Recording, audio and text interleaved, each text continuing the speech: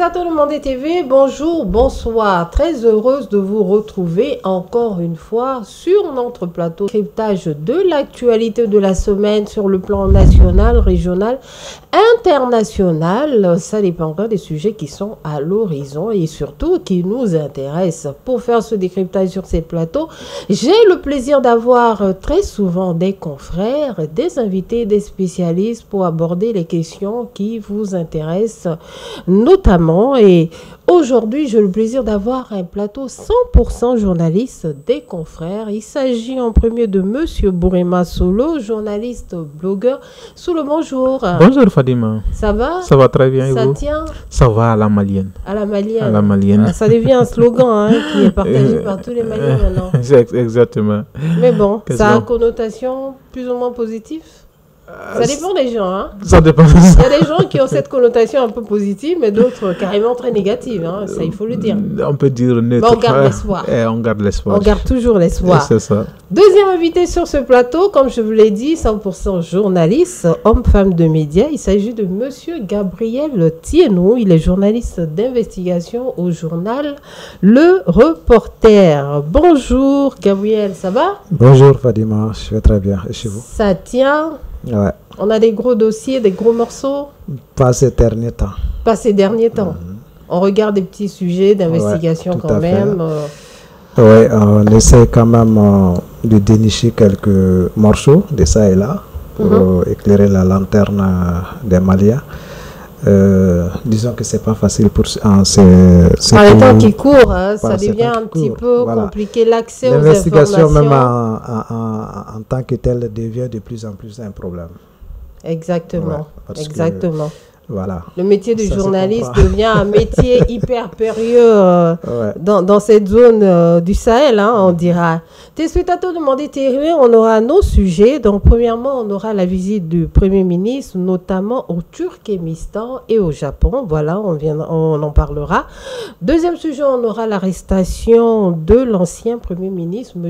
Moussa Mara. En troisième sujet, on aura l'affaire de l'honorable Mamadou Awa Gassama, voilà, détenu en République de Côte d'Ivoire. On en saura davantage si les lignes ont bougé. Et en région, on aura la République de Guinée. On parlera des inondations qui sévissent sur le territoire de ce pays. Voilà, sans plus tarder, avec mes collègues, nous allons prendre nos différents dossiers, nos sujets.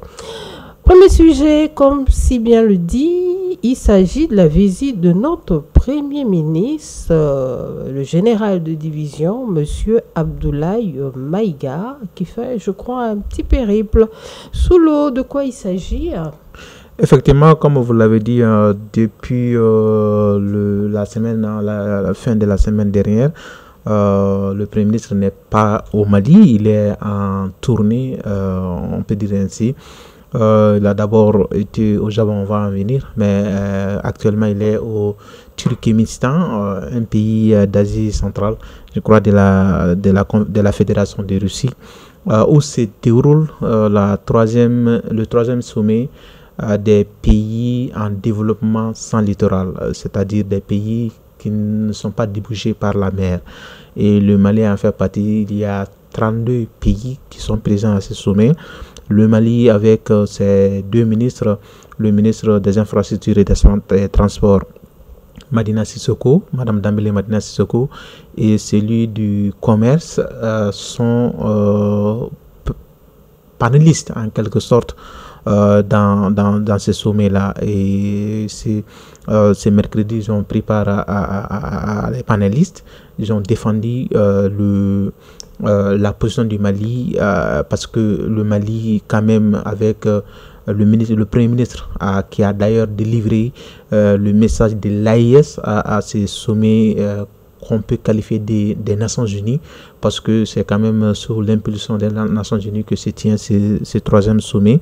Et le Mali défend bec et oncle la position des Nations Unies sur les pays sans littoral. C'est-à-dire il y a des conventions de Vienne, il y a des conventions qui autorisent depuis 1963, je crois bien, qui obligent les pays Même plus tard, dans les années 80. Aussi, exactement. Des pays qui ont des mers, des ports, à faciliter l'accès des pays sans port, sans mer à ces infrastructures-là. Mais le Premier ministre, dans son discours, il a rappelé quand même que malgré tout ça, il y a certains pays qui ont refusé le Mali l'accès à leurs ports, notamment aux sanctions de la CEDEAO, on se souvient bien.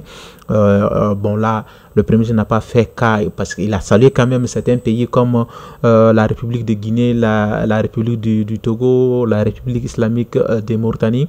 Donc quand on voit ces pays nommément cités, et nous on peut quand même, on peut pas s'empêcher de dire que il s'agit là des pays qui ont empêché le Mali d'accéder à l'aéroport, le Sénégal et la Côte d'Ivoire aussi en font partie parce que pays membres de la CEDEAO.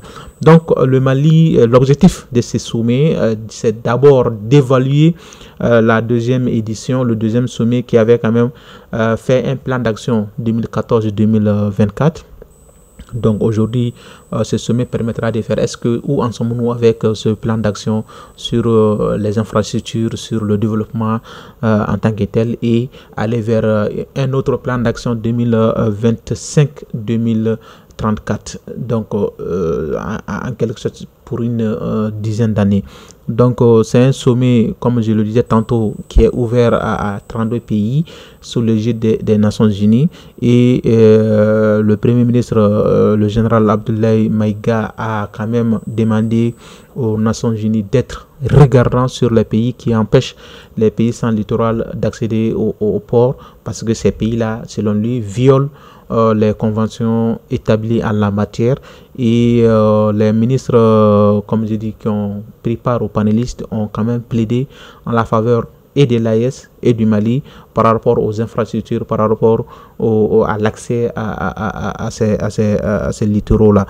Donc, ce qui veut dire que ce sommet, c'est comme on a dit en quelque sorte, on est dans une maison, voilà, le salon est pour tout le monde. Donc, même ceux qui n'habitent pas le cours commun, la cour commune, il y a quand même le salon qui est pour tout le monde. Mais certains disent non, vous n'habitez pas ici, donc on ne vous donnera pas le salon.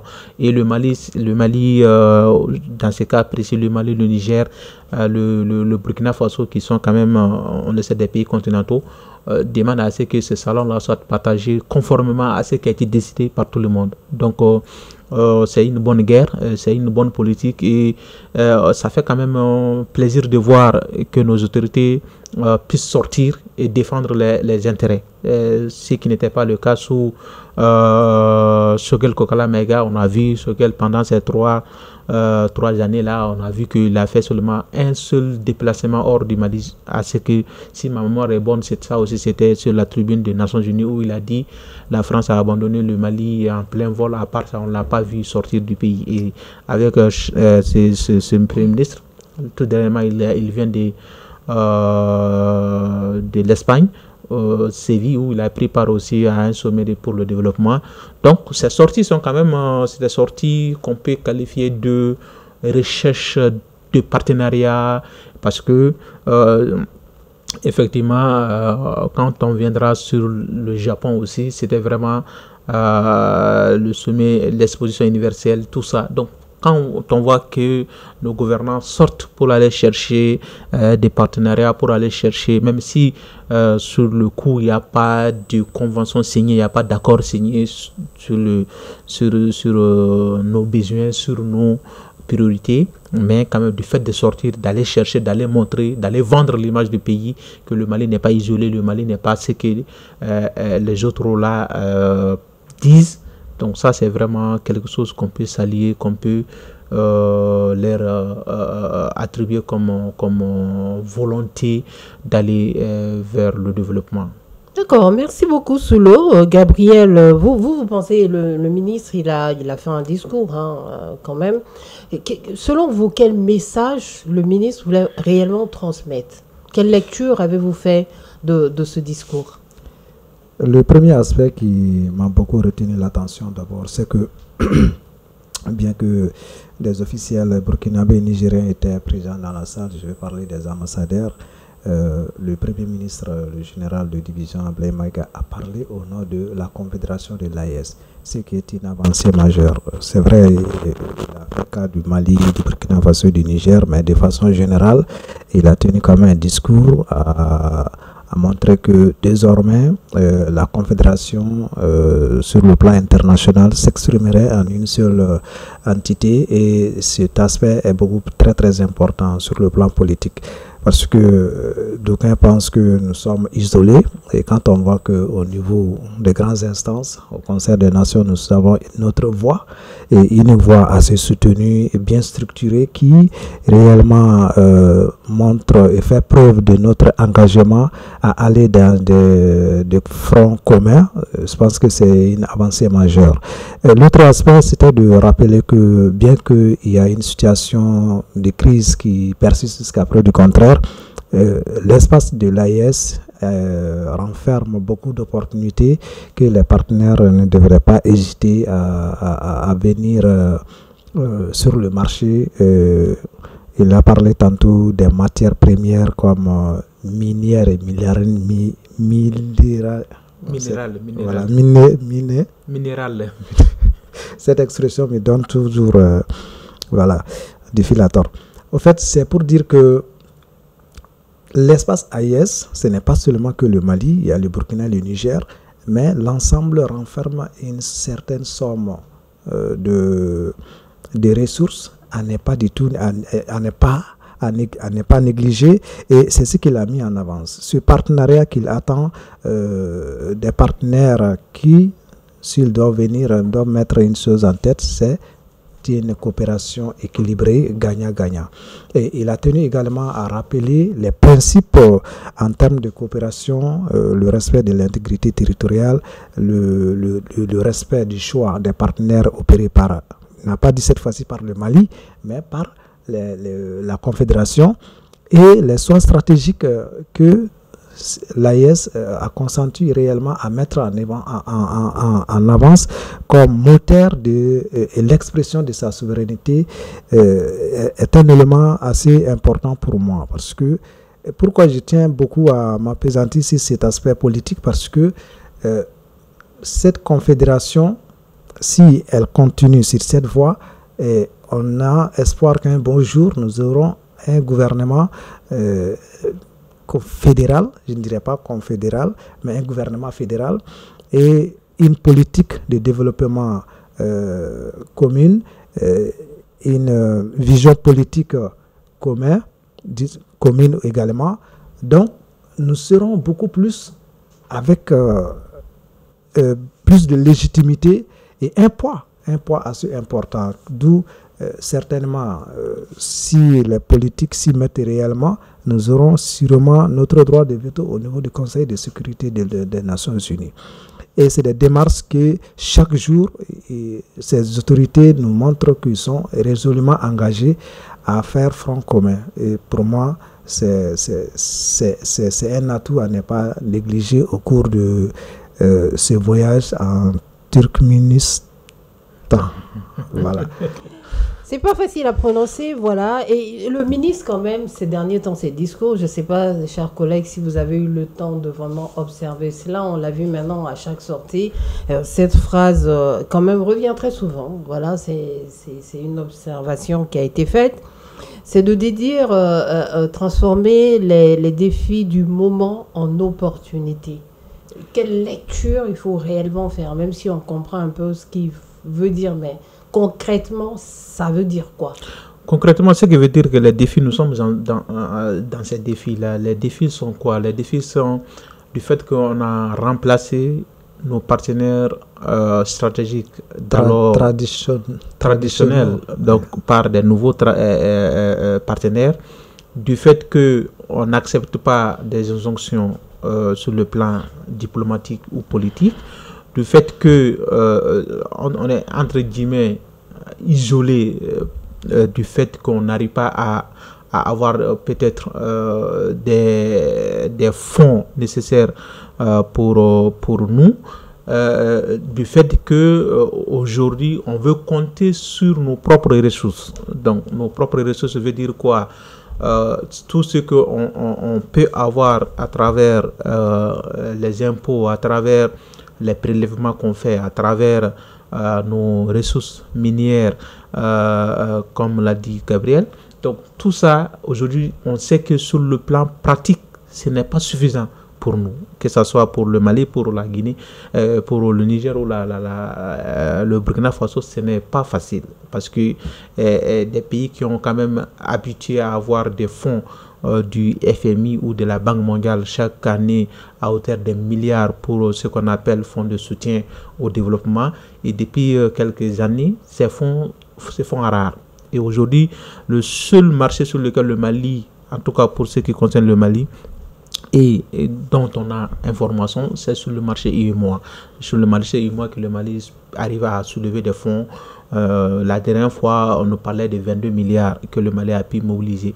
Donc, ce sont des crédits en quelque sorte. Et ça, ce n'est pas parce que les 22 milliards mobilisés par le Mali sur le marché financier de l'UEMOA, il y a un journal qui a titré l'échec du Mali, parce que le Mali visait beaucoup et n'en a eu que 22 milliards. Donc quand on voit ça, ce sont des défis. Aujourd'hui, comment faire en sorte que la résilience tant saluée par nos autorités à l'endroit des populations, parce que quand même, mine de rien, ces défis, manque d'électricité, comme vous le savez très bien, qu'on a chanté ici à longueur d'émission, ce sont des défis que les Maliens ont supportés, et que est-ce que c'était par résilience ou est-ce que c'était par résignation, tout compte fait, on a supporté, on supporte. Donc ce sont des défis. Aujourd'hui, on peut aller de cette base, quand on analyse bien le Premier ministre, on veut rester dans cette lancée-là. Rester dans cette lancée sont des défis. Peut-être qu'à un moment donné, on va dire basta, on peut plus supporter, mais du fait qu'on est en train de nous dire ça va payer. Donc, ce sont des défis qui peuvent peut-être aller. Quand on dit que ça va payer, que les gens continuent à adhérer à ces discours, c'est ça qu'on appelle transformer en opportunité. Parce que c'est comme en opportunité.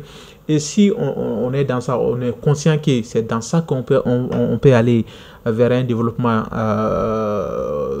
harmonieux, vers un développement, vers une croissance économique, vers une indépendance, une souveraineté totale. Bon, ce sont des opportunités, parce que si ce sont des défis-là dont je viens de citer nous permettent d'aller vers une souveraineté qui ne dit pas son nom, ça sont des opportunités. Mais aussi, du fait de pouvoir diversifier des partenariats, aujourd'hui, aller à Turkménistan pour aller parler des opportunités, aller au Japon parler des opportunités, aller en Espagne parler des opportunités au lieu d'aller en France ou au lieu d'aller dans les pays entre guillemets de Bretton Woods, comme on dit, dans les institutions de Bretton Woods, comme on dit, c'est quand même des opportunités qui sont là. Si on arrive à développer ces axes-là d'Asie centrale, d'Asie tout court, c'est quand même des opportunités. Donc, ce n'est pas des remplacements, mais c'est des opportunités qui sont là de vendre le Mali. Par exemple, quand on arrive au niveau du Japon,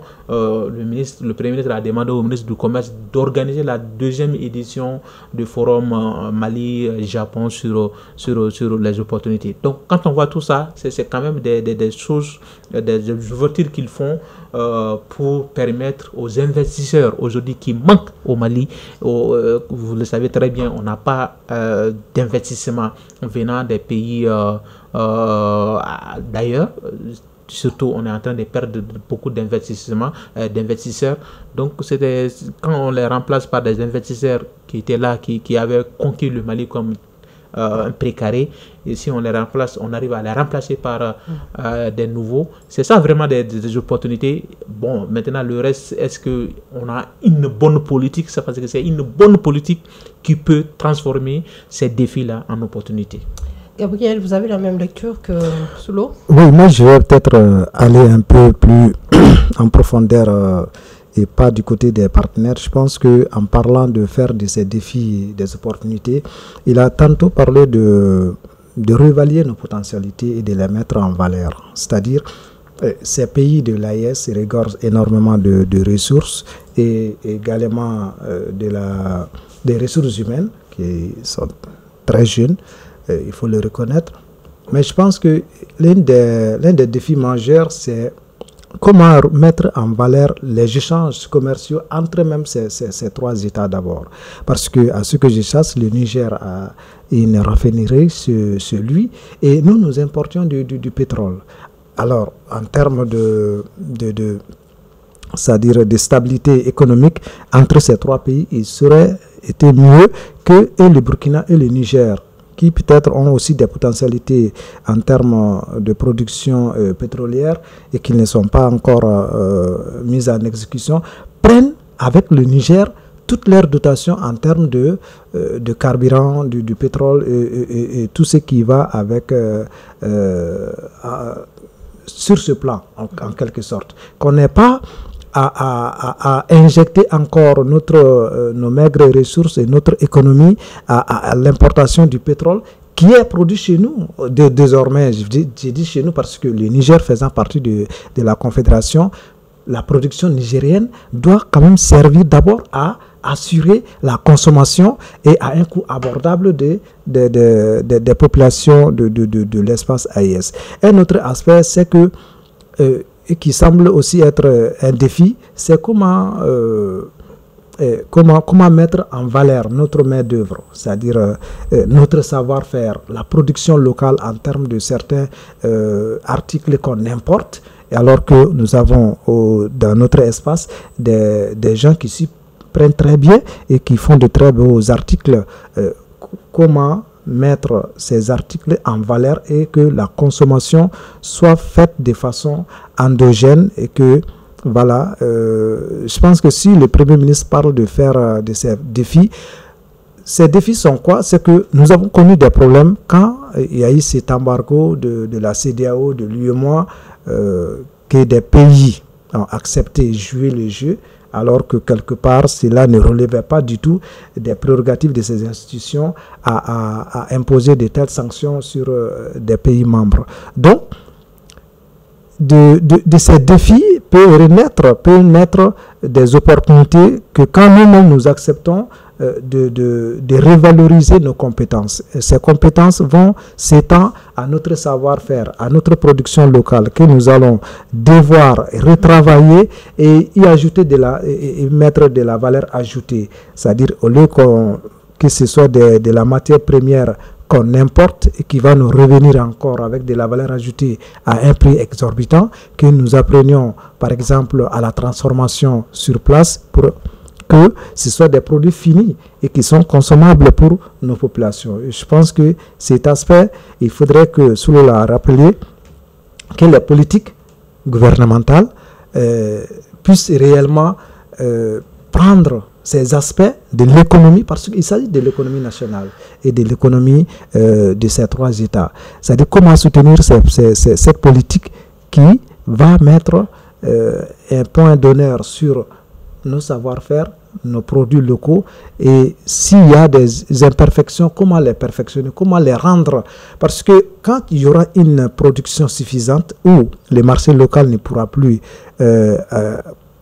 comment on appelle ça, consommer, absorber de façon suffisante, il faudrait maintenant s'étendre vers l'extérieur. Et pour aller et avoir une place au niveau sur le marché international, il faut que le produit soit un produit compétitif.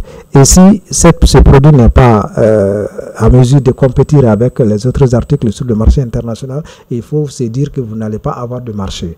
Et pour que ces produits puissent être de matière réellement appréciable vis-à-vis des consommateurs au niveau international, il faudrait y mettre de la valeur, c'est-à-dire comment faire de telle sorte que notre production non seulement puisse remplir les conditions standards au niveau international et à partir de là, les politiques doivent aussi accompagner ces producteurs et les trouver un marché idéal de telle sorte que parce que l'excès de production sans marché aussi crée une autre crise. Et cette crise, il faudrait l'anticiper pour que effectivement au niveau local, nous soyons satisfaits, au niveau international, que nous soyons compétitifs.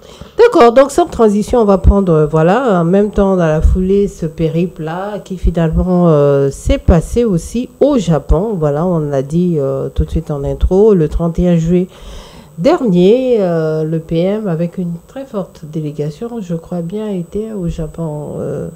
Gabriel, pouvez-vous nous en dire un peu plus? Oui, ce déplacement au Japon et au Turkménistan n'avaient pas tous les mêmes objectifs. Le cas du Japon est beaucoup plus inscrit dans un cadre d'échange commercial et culturel. À mon avis, le Mali a beaucoup à apprendre du Japon parce que le Japon, quand même, c'est un pays tellement beaucoup avec une avancée industrielle impressionnante parce que c'est l'une des économies sur le plan industriel le plus stable du monde.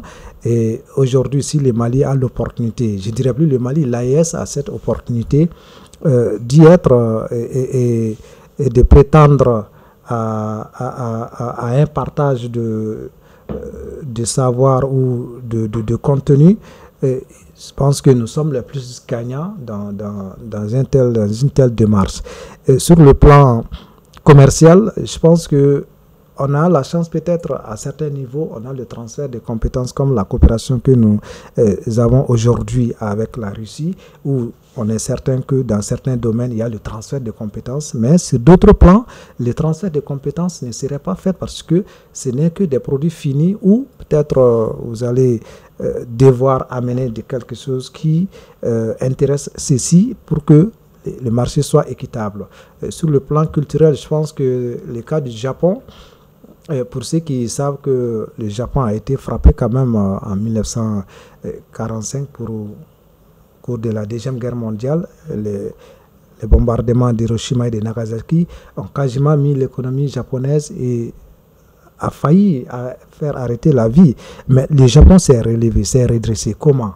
En s'appuyant sur ses potentialités culturelles et mettre encore de nouveau le souffle de vie qui a toujours motivé ces populations. Et le Mali qui est à la croisée des chemins, l'AES qui traverse aujourd'hui cette crise multidimensionnelle, peut et doit s'inspirer du cas du Japon pour réellement se redresser très rapidement avec la compétitivité qu'il doit, parce qu'aujourd'hui, il n'y a pas d'excuse, parce que le monde est un champ de compétition où chacun, pour être écouté, apprécié, il faut apporter quelque chose sur le marché.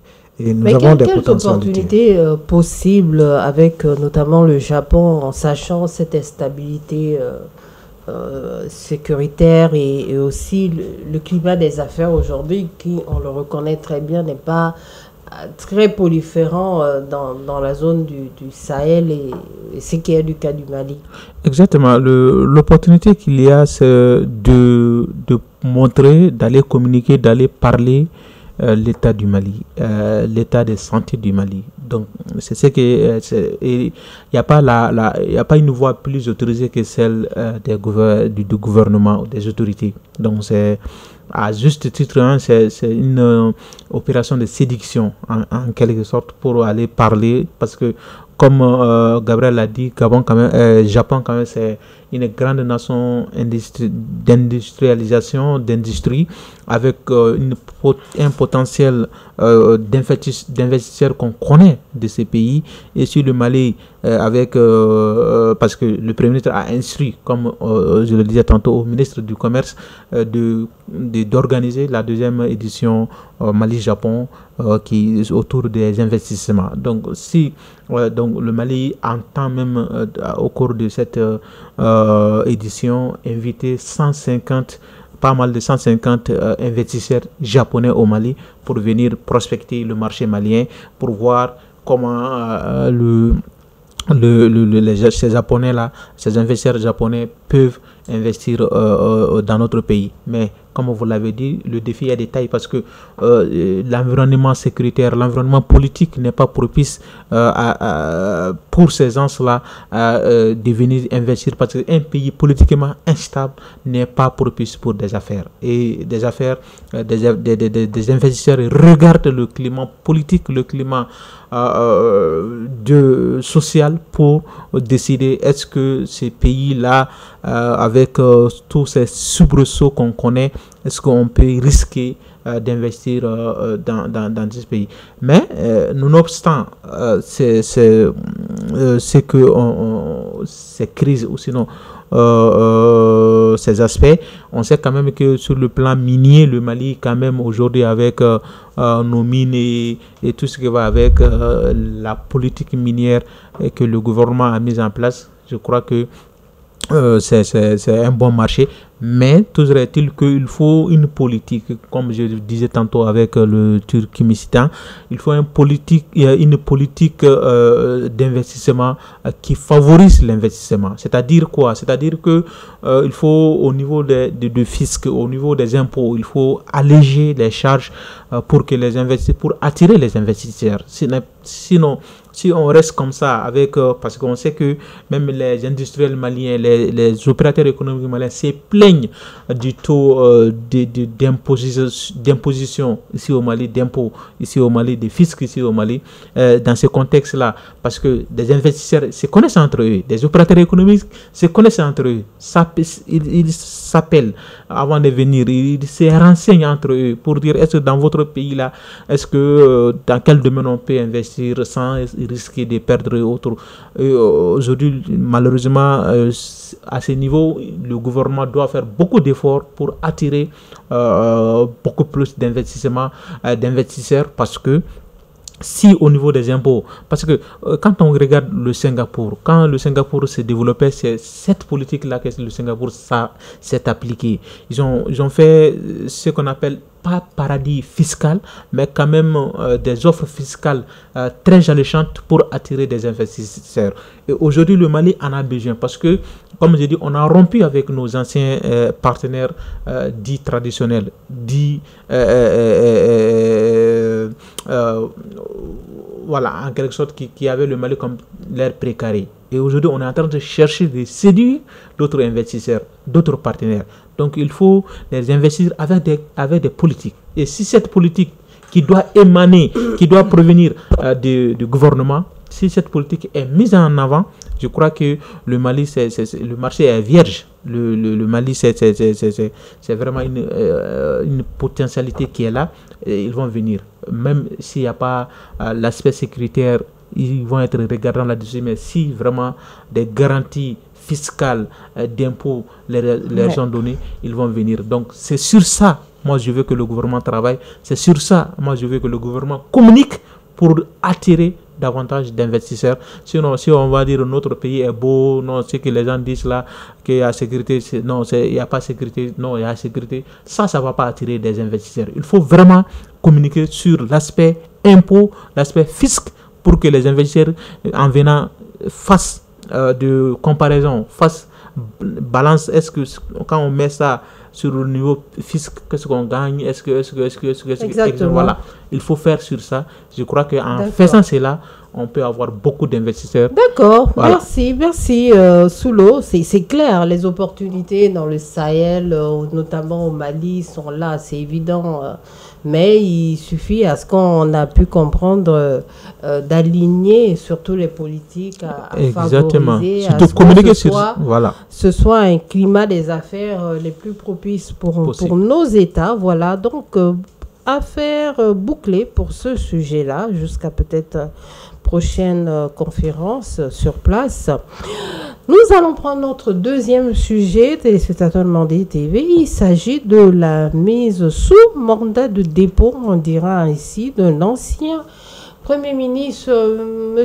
Moussa Mara, en date du 1er août dernier. Voilà, une détention suite à voilà. Gabriel, qu'est-ce qu'on peut dire par rapport à ça? Ça a été quand même un coup de théâtre. Surprise, on peut dire. C'est une petite surprise. Le monde médiatique s'est tout de suite enflammé. À mon avis, c'est bon. Selon moi, de mon analyse, ce n'était pas une surprise. Parce que, en tout cas, je dirais plutôt que la justice a quand même pris tout son temps, le temps qu'il fallait. On se rappelle de la première audition où C'est pas le même tribunal, hein? Oui, je sais, c'est pas le même tribunal. Mais les faits qui lui sont reprochés ont évolué entre-temps. Donc, Moussa Mara est une personnalité politique très séduisant, il faut le reconnaître. Sur quel plan? Oui, physique ou non, intellectuel? Je dis homme politique. Okay. Politique du genre, voilà, c'est sa vision politique, ses activités politiques, l'entraide, disons, les œuvres sociales dont il a été à l'origine font aujourd'hui l'éloge de cet homme très combatif et à l'écoute de ses concitoyens et qui les viennent en aide, certes. Mais l'État a aussi une responsabilité de préserver la culture et de faire de telle sorte que les populations n'ont pas le même niveau de compréhension de la vie de l'État. Et tout ne peut être expliqué également à la population. C'est-à-dire qu'il faut à un certain moment trouver l'équilibre juste pour maintenir la quiétude entre l'État et les responsables, disons, les communautés. Et il s'est avéré que Moussa Mara est un ancien Premier ministre. Un homme politique qui a réellement occupé des postes de responsabilité de chef de gouvernement. Donc, il n'y a absolument rien de tout ce qui peut porter préjudice à la stabilité de l'État que Mara ne sait. Il n'y a absolument rien de tout ce qui peut être qualifié ou qualifiable d'atteinte au crédit de l'État que Mara ne sait pas. Il n'y a absolument rien de tout ce qui peut être jugé préjudiciable à l'autorité des autorités actuelles que Mara ne sait pas. Alors, si Mara se retrouve être aujourd'hui épinglé pour des propos ou des faits qui lui sont reprochés qui entrent dans ce cadre, je me demande réellement quel est l'objectif recherché. Est-ce que c'est une façon selon vous, quel est l'objectif recherché? Je me pose parce que est-ce que c'est une façon de refaire, de se redonner une nouvelle santé en termes de politique, je ne sais pas. Parce qu'un homme de sa carrure, des responsabilités qu'il a occupées dans un passé récent, ne devrait pas être inquiété pour des chefs d'accusation aussi graves comme ceux qui lui sont reprochés actuellement par le procureur. Alors, je reste sur ma question. Quel est réellement... qu'est-ce qu'il veut au juste? D'accord. Merci beaucoup, Gabriel. Je vais me retourner cette question à Soulo. Soulo, qu'est-ce que Moussa Mara veut avec tout ça? Je balance cette question ici. Peut-être qu'ici, on aura une réponse. Bon, malheureusement, je ne suis pas Moussa Mara pour le répondre, mais quand même, on est observateur de la scène politique. On est observateur de tout ce qui s'est passé et on est tenu de le dire, on est tenu de le rendre compte au peuple. C'est le serment qu'en tant que journaliste, nous faisons. C'est l'existence de la raison même d'être journaliste. Et si nous, les citoyens se posent la question, nous aussi, à notre niveau, on n'arrive pas à réfléchir, on se pose la question, c'est qu'il y a un souci. Et ce souci, est-ce qu'on a peur? Est-ce qu'on a peur de dire ce qu'on pense? Et si on a peur de dire ce qu'on pense, est-ce que c'est propice pour notre métier? Il faut se dire la vérité. En tant que journaliste, nous, on n'est pas partie prenante dans ce dossier. On n'est pas considéré comme partie prenante. On peut commenter, on est commentateur. Donc, si Moussa Mara aujourd'hui est épinglé parce que les chefs d'accusation, il joue aujourd'hui de ce qu'on appelle la présomption d'innocence. Il n'a pas été condamné. Les chefs d'accusation, ce sont des requêtes du procureur. Et le juge qui va le juger au mois de septembre n'est pas tenu de prendre ça en compte pour le juger. Il peut le libérer comme il peut le condamner selon les preuves qu'on lui soumettra, selon les éléments qu'on lui soumettra comme preuve dans cette affaire. Maintenant, est-ce que la coïncidence, le 1er août, le Moussa Mara devait lancer son initiative en Kodungafa. Et le même 1er août, on le balance un soir transmis pour se présenter à 15h. Est-ce que cette coïncidence, est-ce que parce que Moussa Mara, ancien homme politique, parce qu'aujourd'hui, tout ce qu'il fait, il n'est pas homme politique. Moussa Mara, est-ce que son passé d'ancien homme politique, c'est ça qui dérange? Ou est-ce que il y a aussi Moussa Mara, parce qu'on l'avait impliqué dans le dossier des équipements, qu'il est sorti en tant que simple témoin. On l'a écouté, entendu en tant que simple témoin, on n'a pas tenu compte de ça. Sur la même affaire, on le convoque en communiqué 6, le juge le libère, enfin le laisse partir sans charge. Ça a été dit.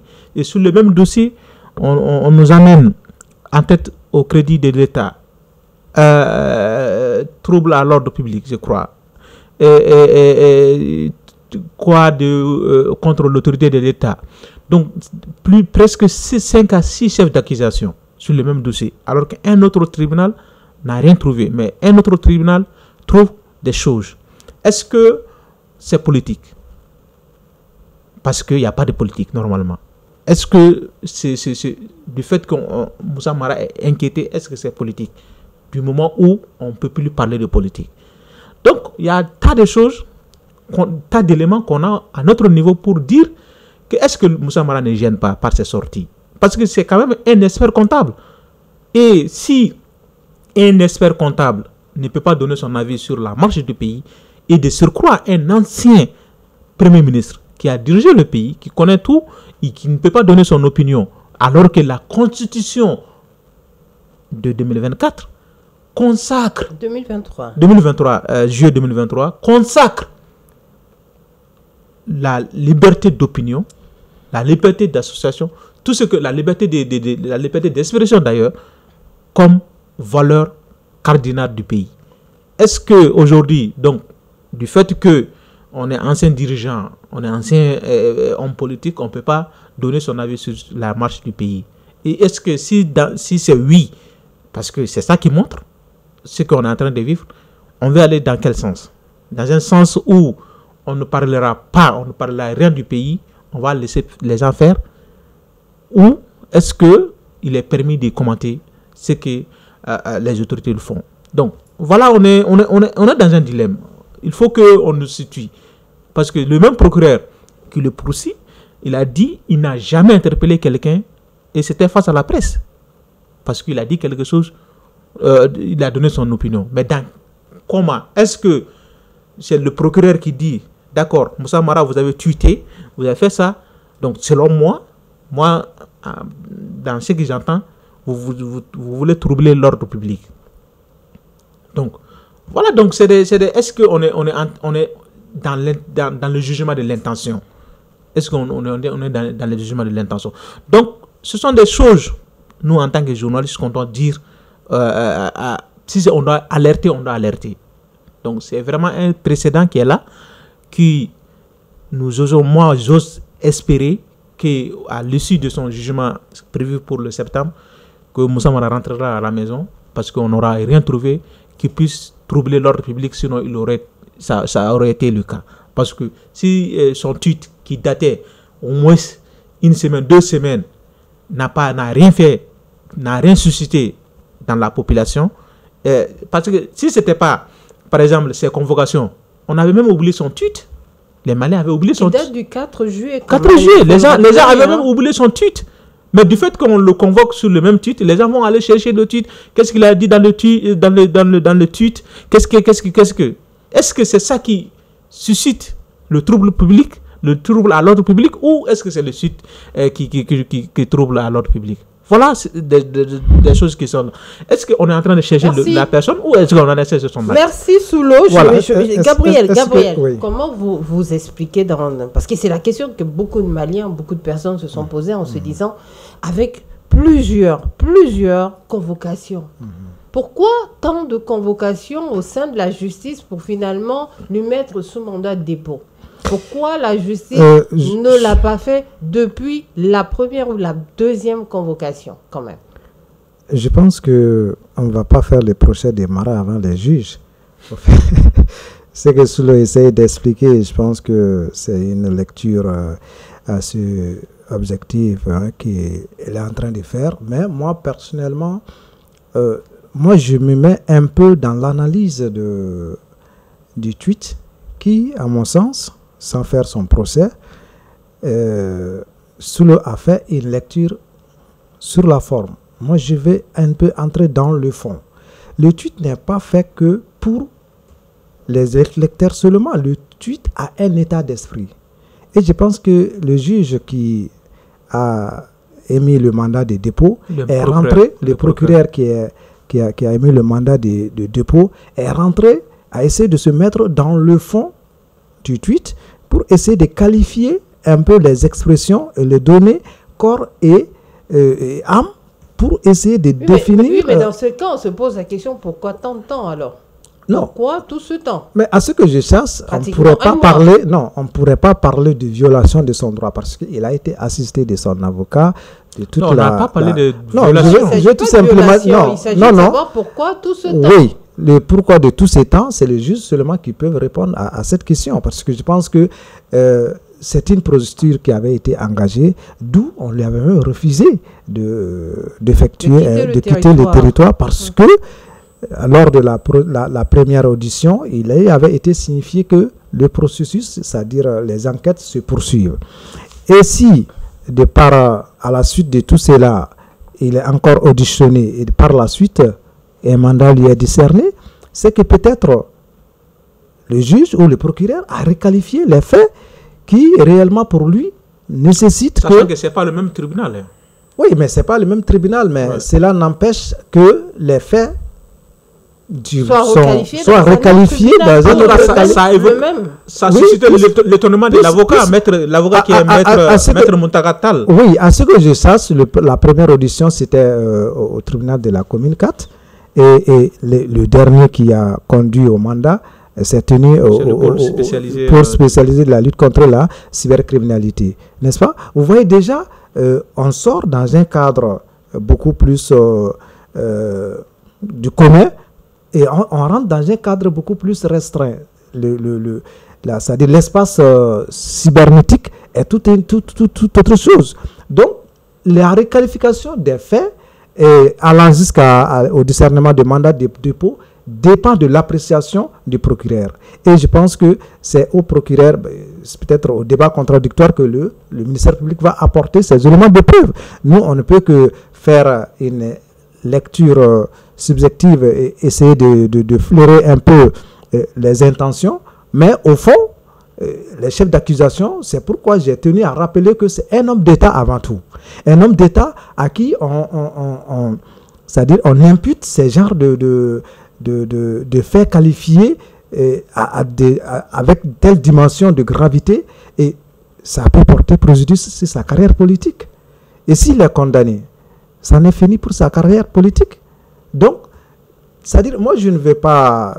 C'est pourquoi je sais un peu de mettre les choses dans un contexte. Quand on sait réellement, en fonction de son statut d'homme d'État, que certaines actions posées peuvent porter préjudice à votre vie professionnelle ou à votre carrière politique, et on se retrouve être poursuivi pour des mêmes cas, on se pose la question, est-ce que l'intention qui est derrière le tweet ou qui a été requalifié par le procureur ne témoigne pas d'une vision ou d'un projet que la personne nourrit. C'est-à-dire, c'est au juge de nous le dire. En tout cas, jusqu'à preuve du contraire, comme l'a dit Soulou, il y a la présomption d'innocence. Il peut, après l'audience contradictoire, rentrer à la maison. Comme il peut être aussi condamné. D'accord. Voilà. Merci beaucoup, Gabriel. En tout cas, ce sujet, ce dossier, c'est affaire à suivre. On va regarder ça de très très près, comme d'habitude. On va prendre notre prochain sujet. Il s'agit de l'affaire, encore une fois, de détention de l'honorable Mamadou Awa Gassama, voilà, qui est en détention sur le territoire ivoirien depuis le 2 juillet 2025. Il a des charges quand même assez lourdes que je vais laisser à mon collègue de pouvoir dire. Bon, notamment offense à l'État injure via les médias et fausses déclarations. Exactement. Et d'autres, on constate un silence. Je crois que Mamadou Hawa Gassama, ce n'est pas une personnalité inconnue ici au Mali. Les Maliens le connaissent très bien pour avoir animé la vie politique, surtout la vie dans l'hémicycle avec ses prises de bec, avec les différents présidents de l'Assemblée nationale. Et c'est quelqu'un qui ne mange pas quand même ses mots, et quelqu'un qui est quand même très controversé, parce que moi je le qualifie de controversé parce que pour moi il ne mesure pas très souvent le rôle qu'il joue dans la société. Souvent il se prend pour un ordinaire, et je crois que même c'est ça qui lui a conduit à ces problèmes, parce que d'après les informations relayées par des confrères, notamment notre confrère que vous connaissez très bien, Idrissa Keïta, qui était sur un plateau là-bas en Côte d'Ivoire. D'après ces informations, comment dirais-je, Mamadou Hawa Gassama était en déplacement sur le territoire ivoirien pour des obsèques, pour des funérailles de ses proches. Donc il était là à titre très très privé. Donc et là il était rentré. C'est lors de la sortie, quand il sortait, qu'on a fait une annonce de retard du vol. Donc là, il a commencé à tempêter, comme les Maliens le connaissent. Il a commencé à faire du bruit dans l'aéroport. Donc on a essayé de le calmer et tout. Donc c'est là que les policiers ont procédé en quelque sorte à le calmer et tout. Donc ils ont procédé à son identification. Ils ont poussé les recherches. Ils ont trouvé que c'est le monsieur même qui fait du bruit même ici au Mali sur les réseaux sociaux à l'encontre de leur pays, et ses propos sur les réseaux sociaux contre la Côte d'Ivoire, surtout contre Alassane Dramane Ouattara, tout le monde le sait. C'est vraiment des propos qui viennent d'une personnalité de son rang, très grave quand même, qui peut même souvent conduire à des crises de diplomatie. Mais la Côte d'Ivoire n'a jamais réagi à ces sorties, et c'était une occasion bénite qu'ils ont eu pour le prendre et le placer sous mandat de dépôt direct, parce que tout simplement il n'était pas en mission officielle. Si c'était en mission officielle, il y aurait d'autres voies qui devaient être prises, mais là c'était vraiment à titre individuel. C'est pourquoi lors du conseil, l'avant-dernier conseil des ministres, le porte-parole du gouvernement a dit dans son passeport, ils ont trouvé que c'était écrit ouvrier. Donc est-ce que ça c'est plausible? Est-ce que c'est vrai? On ne sait pas, mais quand même c'est le porte-parole du gouvernement ivoirien qui le dit. Et ici la famille est sortie. Même avant, son avocat, qui est l'ancien ministre de la justice malienne, le maître Mamadou Konaté, il a dit que M.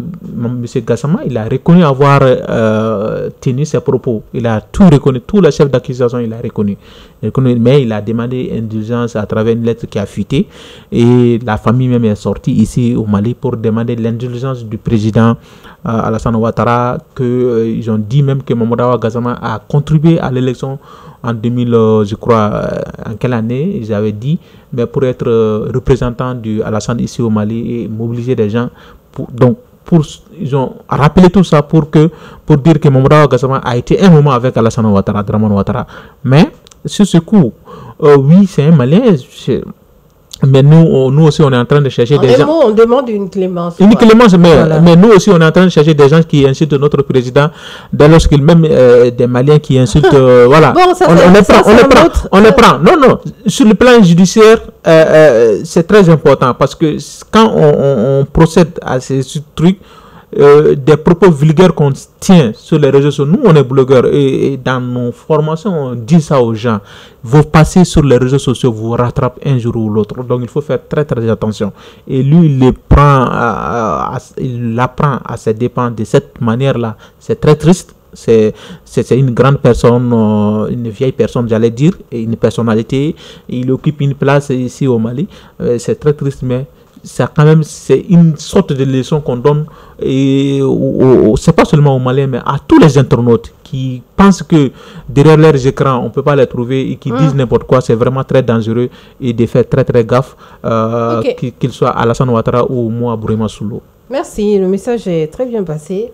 Gabriel, qu'est-ce que vous pensez de cette situation et les gens qui étaient quand même, pas mal de citoyens sont abasourdis de se rendre compte que déjà c'est un passeport ordinaire qu'il a présenté, même si en réalité il partait à titre privé et ça a même un peu été tourné en dérision par certaines personnes, comme quoi c'était mentionné ouvrier.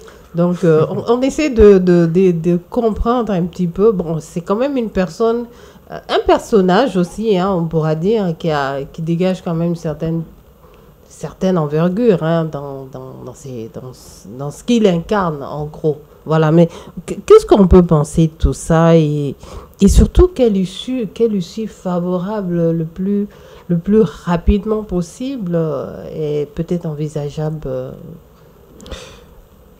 C'est très compliqué, hein, parce que vu les précédents entre nos deux pays, c'est vraiment très sérieux. Et je rejoins mon confrère Soulou quand il dit que nous sommes tous responsables de ce que nous tenons en termes de propos, qu'ils soient justes ou mauvais à l'endroit de X ou Y. Il faudrait que nous comprenions que les réseaux sociaux, ce n'est pas un espace où il faut venir raconter des choses qui peuvent rattraper des mains. Et ce que je trouve déplorable, c'est que c'est pas si il y a eu un besoin de dissimuler son identité pour qu'il soit qualifié ou qu'il détienne un passeport quand même où il est dit qu'il est ouvrier, parce qu'à ce que je sache, Gassama quand même a fait à peu près 4 mandats, 2 décennies en tant que membre de l'Assemblée nationale du Mali. Et avant cela, je pense que les passeports c'est renouvelable. Et comment se fait-il que un homme de son rang sait bien qu'il est tout sauf un ouvrier, comment et pourquoi il doit se retrouver avec un passeport qui le qualifie d'ouvrier? Donc vous surprend? Non, moi ça me surprend et je crois d'ailleurs que l'État doit réellement mener une enquête en la matière pour que si le cas Gassama s'avère être ce qui est annoncé par les autorités ivoiriennes, c'est très grave.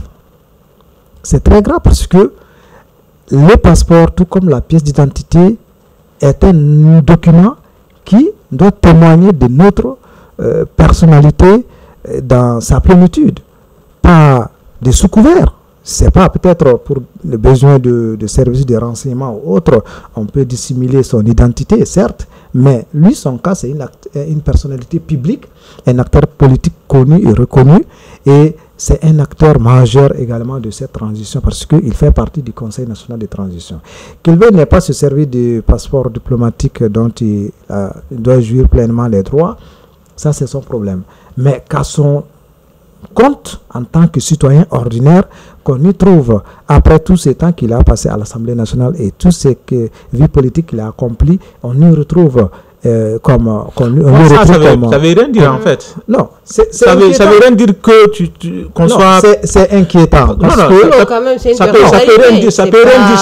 ne veut rien dire que moi je sois président et que président c'est un titre, ce n'est pas une fonction. Dans sa fonction, peut-être qu'un ouvrier peut être président, un ouvrier peut être député, un ouvrier peut être. Non, il ne s'agit pas d'être ouvrier, il ne s'agit pas d'être président. Oui, mais vous dites qu'il a été à l'Assemblée nationale plusieurs fois et il ne devait pas figurer. C'est quand même une personnalité. Hein? Oui, mais vous pensez que Mamadou Hawa Gassama n'est pas un intellectuel. C'est un homme politique. La politique n'a pas besoin d'aller à l'école. Est-ce qu'il est réellement ouvrier? Bon, dans ce cas, voilà. il ne soit pas... C'est ça, moi je ne connais pas ça. Moi perso, je ne connais pas. Ce n'est pas que le statut d'ouvrier est quelque chose qui me pose problème. Non, c'est la personne de Gassama quand il est qualifié. Après tous ces temps qu'on le sait comme homme politique et tous les postes de responsabilité qu'il a occupés, député de Yélémani pendant des décennies, membre du CNT, et on sait bien que le passeport ordinaire est renouvelable à chaque expiration, chaque 5 ans. Ouais. Mais comment se fait-il que ce soit un passeport ordinaire qui se retrouve en tant qu'ouvrier? Non, mais... Non, c'est-à-dire, en fait, pour moi, c'est un problème. Ouais, mais si c'est le cas, ça devait être c'est quoi? Un problème. Est-ce qu'on doit mettre député dans son passeport? À un certain niveau quand même, à un certain nombre de mandats, député, ce n'est pas... C'est que j'ai dit, député, c'est pas un métier. Je crois bien à 3 mandats. Député, ce n'est pas un métier, c'est un titre, c'est une fonction politique. Qu'il soit mis sur son passeport ancien député.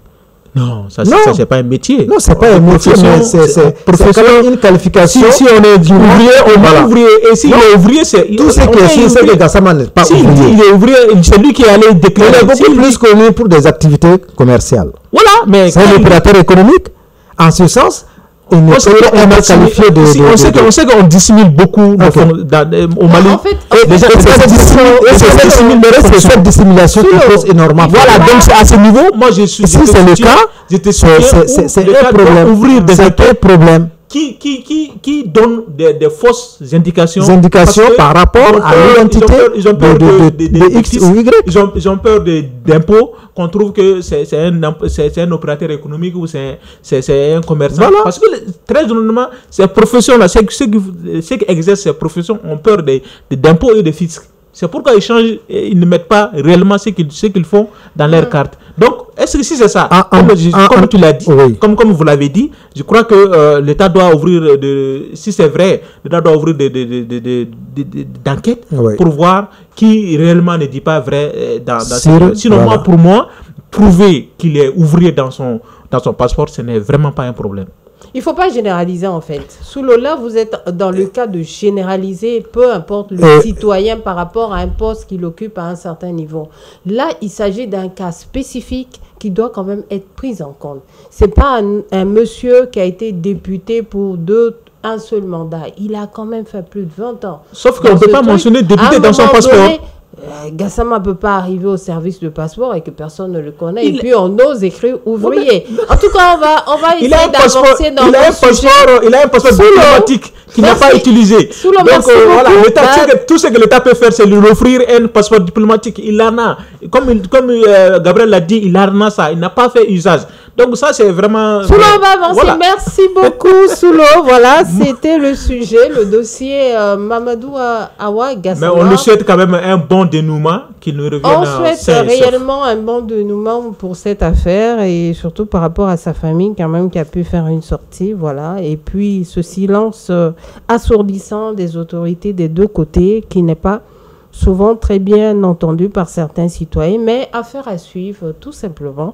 On va aller avec notre dernier sujet, un sujet régional. Il s'agit de la République de Guinée qui fait face à des inondations meurtrières.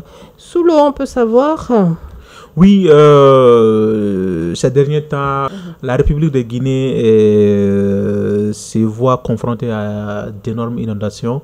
On sait que c'est quand même l'une des causes, c'est le changement climatique, mais aussi ces pays, ma foi, manquent cruellement aussi d'infrastructures adéquates pour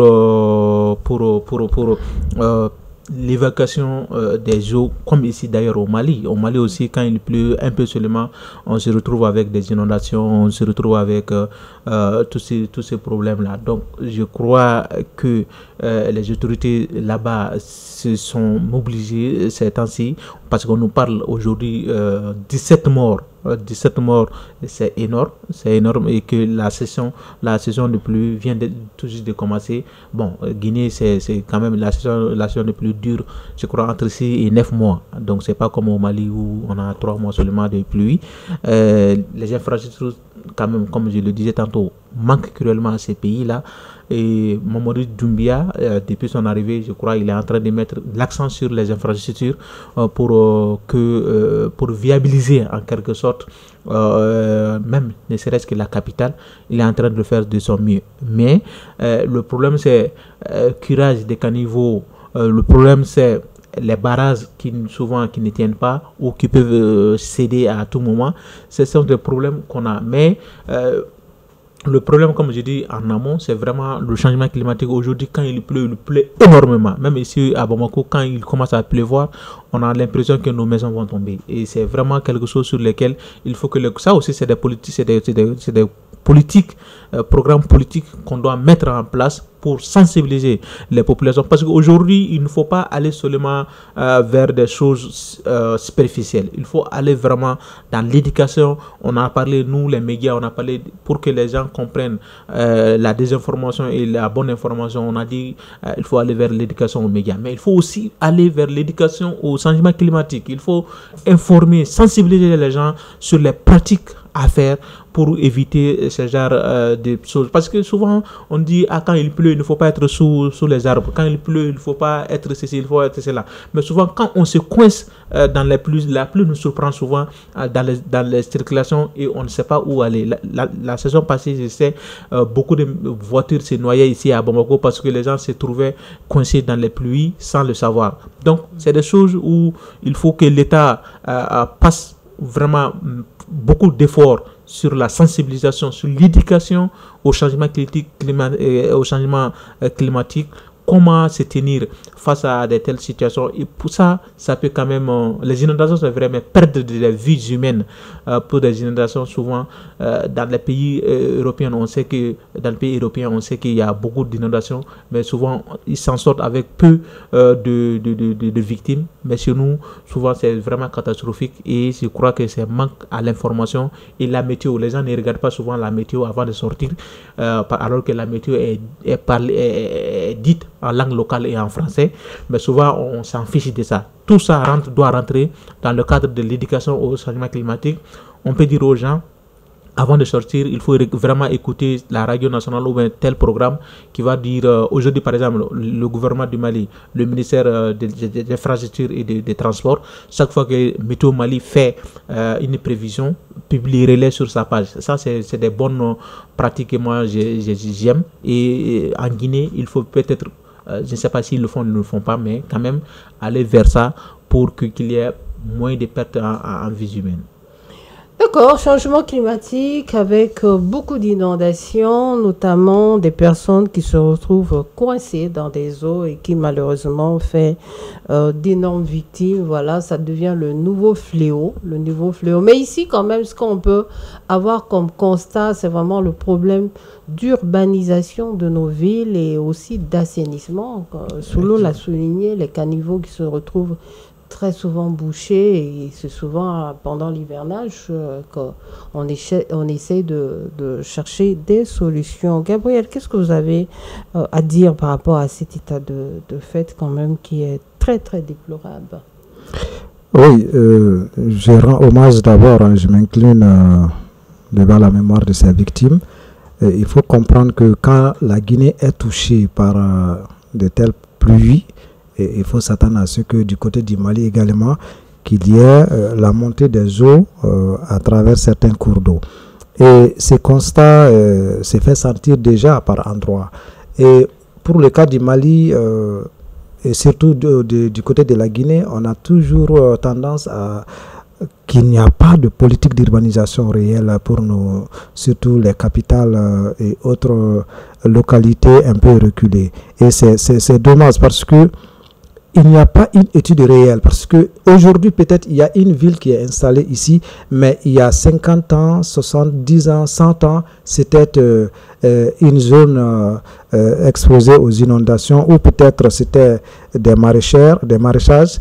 Et c'est des études qui peuvent permettre pour dire que voilà, ici, on ne doit pas faire de construction. On ne doit jamais lotir ces espaces-là pour en faire des habitats. Et malheureusement, ce n'est jamais le cas. Voyez-vous, même à Bamako, ici, à Faladje, il y a ces espaces où, aujourd'hui, tout est construit. Par exemple, Faladje Sema est un exemple. Alors qu'il y a encore des gens ici, à Bamako et à Faladje, qui ont eu connaissance de cet espace comme étant un espace où on ne pouvait même pas s'imaginer qu'il y aurait des constructions parce que c'était des espaces qui étaient pris d'eau à un moment donné de l'année où réellement construire est comme, c'est-à-dire pour quelqu'un qui ne connaît pas l'espace, c'est-à-dire ça, comment ils appellent ça dans leurs termes géologiques, je ne sais pas. En fait, on a aussi un mépris pour les professionnels en la matière. Par exemple, je vais parler des géomètres experts qui sont marginalisés. Quand souvent bien des que, architectes, oui, les architectes, les géomètres experts, par exemple, sont déjà spécialisés beaucoup dans ce domaine. Que l'urbanisme, le ministère de l'Habitat et de l'Urbanisme est en train de négliger, alors qu'ils sont au début et à la fin de tous ces travaux, donc eux, ils sont censés faire. Voyez-vous, vous devez travailler avec quelqu'un qui est un spécialiste dans son domaine. Vous le négligez. Vous partez donner ça à quelqu'un qui, peut-être, ses études s'apparentent à ce qu'il a fait, mais il n'est pas spécialiste dans ce domaine. Et c'est ce dernier qui va faire un travail, un rapport, une étude de faisabilité d'un travail qui va sûrement, s'il est mal exécuté, va coûter la vie à des innocents. Donc, c'est ce problème-là que qui se pose aujourd'hui au Mali. Vous voyez, la lisière des cours d'eau, on va souvent casser des maisons et l'État se retrouve avec un procès collé sur le dos, un procès d'ailleurs qu'il va perdre et qui va lui coûter des milliards. Chaque fois.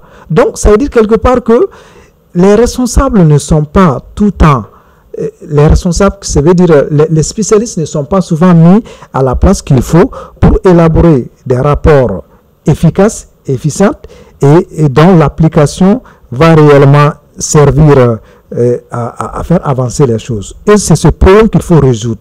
Tant que nous n'allons pas mettre X à la place, tant que nous n'allons pas mettre les responsables qui conviennent à certains postes de responsabilité, nous allons continuer toujours à faire face aux conséquences de nos actions. Sinon, comment comprendre qu'aujourd'hui, jusqu'à près du contraire à Bamako, on est en train de casser des maisons à la lisière des cours d'eau. Ça veut dire que quelque part, il n'y a pas... Des maisons qui souvent ont même des autorisations. Des autorisations. Alors, qui délivre ces autorisations de construction? Quel est le rapport entre l'urbanisme et ceux qui octroient ces autorisations de construction? Ça veut dire qu'il n'y a pas une politique réelle structurée où, quand il est décidé qu'il n'y aura pas de construction ici, que X ou Y ne se permet pas de donner une autorisation de construction. Donc, il faut réellement travailler à ce que les choses se fassent conformément au texte et qu'on confie à ces responsables qui s'y connaissent l'exécution de ces travaux. La Guinée, quand même, a un problème parce que depuis très longtemps, ce problème d'urbanisation, il a dit, c'est à l'arrivée de Doumbouya que certains travaux sont en train d'être exécutés. Pour ceux qui savent que la Guinée, c'est un pays quand même qui a une très forte pluviométrie, chaque année presque parce que c'est un pays côtier. Donc, c'est des choses à ne pas réellement négliger parce que ça peut coûter la vie à des citoyens. Merci beaucoup, messieurs. Nous arrivons à la fin de notre décryptage du jour. Téléspectateurs, merci d'avoir été des nôtres jusqu'à la fin, on dira. Sur ce plateau, j'aime monsieur Bourema Soulo, journaliste, blogueur. Soulo, on se dit à la prochaine. On se dit à la prochaine, mais avant, on salue la diaspora qui est nombreuse à nous regarder. Très fidèle. Voilà, très fidèle et... Merci beaucoup à cette diaspora qu'on salue de par le monde. Merci aussi à monsieur Gabriel Thienou, journaliste d'investigation au journal Le Reporter. Directeur de publication du site Kama Info. Et directeur de publication du site Kama Info qui nous a un petit peu échappé. Voilà, tout simplement. Ça a été un plaisir, Fadima. Je crois vous revenir si l'occasion se permet pour donner mon avis et commenter l'actualité avec vous. Inch'Allah, comme on le dit très généralement. Téléspectateurs de Mandé TV, merci beaucoup pour votre fidélité. Merci d'avoir été des nôtres jusqu'à la fin de cet entretien sur ce plateau aujourd'hui. Je remercie la régie qui a assuré l'enregistrement. Allez-y également sur nos pages YouTube, Facebook, Mandé TV Reflet du Mali pour voir et revoir tout ce qui se passe. Voilà, et on se dit à la prochaine.